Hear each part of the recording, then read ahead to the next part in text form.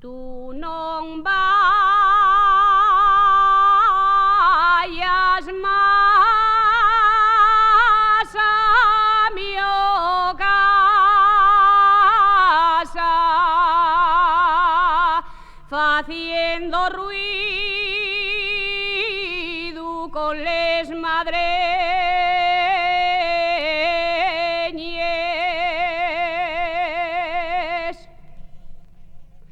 que me dixeron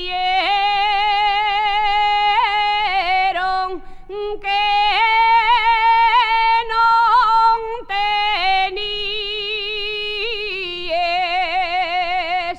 nin pa mercar-me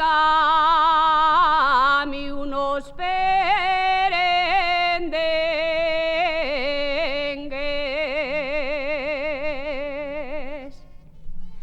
Yo quiero un mozo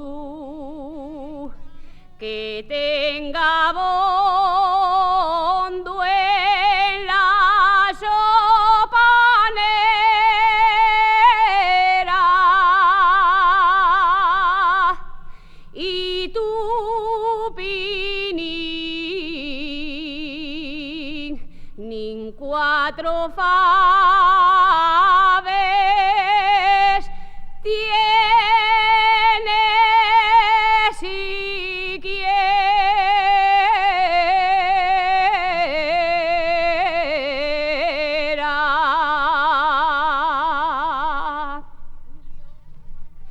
Yo me moriría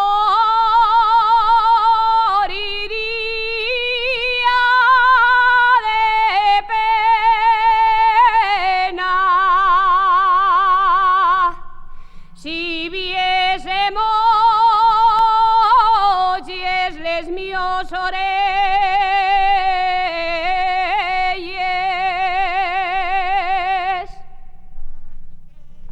porque yo toda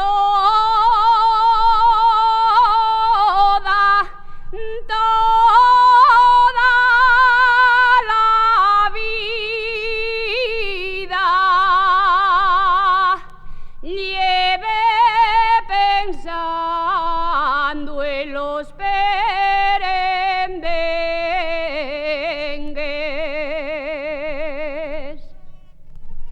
Non eches ronques, que tienes tanto y cuanto de hacienda, que aunque te estires la tu figura pinino